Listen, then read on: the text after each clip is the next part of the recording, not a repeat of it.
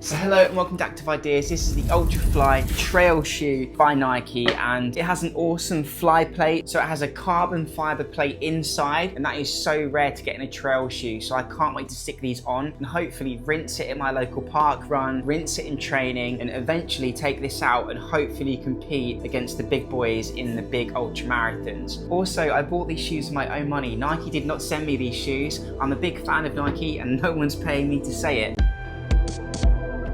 So who am I? I've run the Spine Race, which is 268 miles. I've run the Arc of Attrition, which is 100 miles, and the UTMB Snowdonia 100, which was a tough old trail as well. I can't wait to take these onto some gnarly trails and see how I get on with that carbon plate and see how much hours I can tick off. That's the thing, I know how much the Vaporfly helped me with my half marathon time.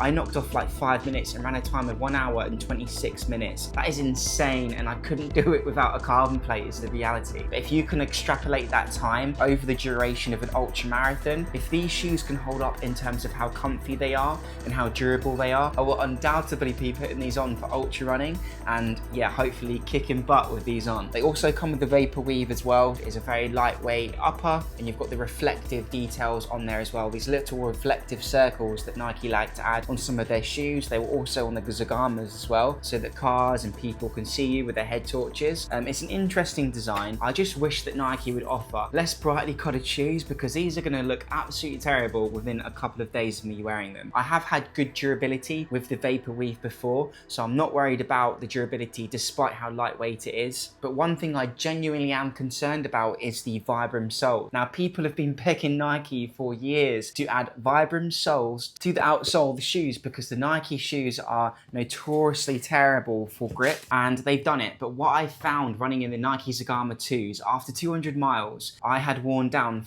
4mm of Vibram sole. In terms of the depth of the lugs, I've seen quotes of 1mm on some parts of the shoe, all the way up to 3mm. So you can kind of see these designs here where the 1mm might be, and then the 3/3.5mm lugs here. But yeah, a little bit worried about how quickly I'm going to wear these down. Hopefully they're a bit more durable than the Vibram sole and the Zegama 2s, but I don't have high hopes, so we'll see what happens. The saving grace is these are really made for less aggressive trails than the Zegamas. Hopefully that reflects that with the speed and that rocker shape that it does have with the trails that I'm about to hit with these shoes on. I will add in the box as well, you have other surprises. You get a couple of stickers. So diving into a few more details, this is a 38.5mm stack height and an 8.5mm drop. So it's pretty heavily cushioned, and yeah, it has a wide base, so I'm not too worried about breaking my ankles out there in the trails. It's obviously made out of ZoomX foam. You might think, oh, the only way I can run fast is with the carbon plate,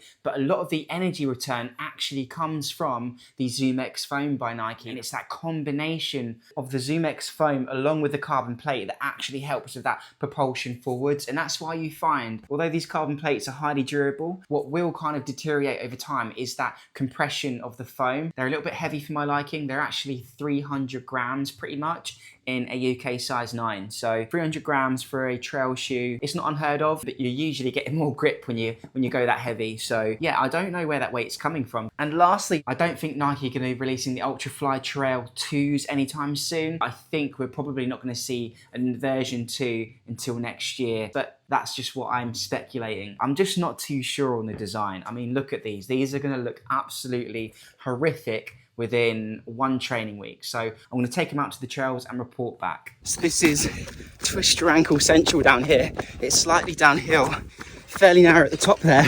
I've only just been able to get my phone out now. But yeah, a downhill trail, and it's nice to lean into that pace a little bit and feel that I can push into it. I mean, yeah, I'm at 7:30 minutes per mile right now, slipping into 6 minutes per mile. And as you can see, like, the breathing's not too strained, and I'm finding it fairly, comfortable. They've been really comfortable. I keep reflecting back on that when I'm running. Even now, the comfort in the cockpit of the shoe, I'm talking everything. It's the heel counter, the midfoot, toe box, even the upper, just like gently caressing the top of your foot. It's all working out quite nicely, actually. Obviously, this is a fairly lightweight ultra running shoe, and wherever they've decided to put the cushioning, they've decided well on it. So yeah, just really well dispersed, basically. Now, the performance, which most of you guys and girls are probably worried about, to be honest, the performance is fantastic. They're not going to give you that that same responsiveness and bounce from like the UltraFly or the Vaporfly. But I think you're asking a bit too much there from your carbon plated trail shoe, but they do give you much more ping and much more spring than your average trail shoe. And I'm slipping into like 5 minutes per mile repeat pace and it feeling just natural. So I say natural, I'm hanging on for dear life. But in my threshold runs, I'm able to maintain a pace of 7 minutes per mile, which for me is really good.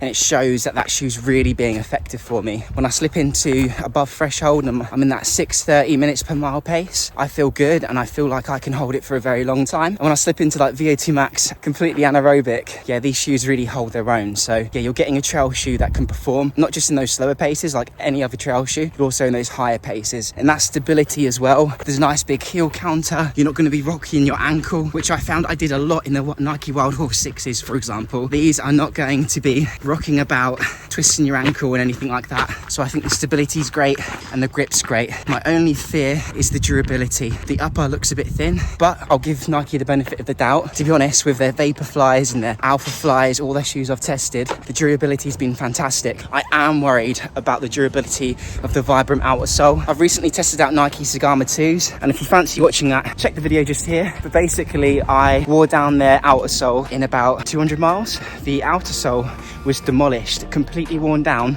4mm of rubber, and now there's no grip on them at all. So yeah, the longevity on that, the durability, I'm not too pleased with, and hopefully these don't suffer the same consequence. Speaking of the outer sole as well, I have found a few rocks and stones to get trapped. Yeah, do I think you should get them? 100%. They're so comfortable.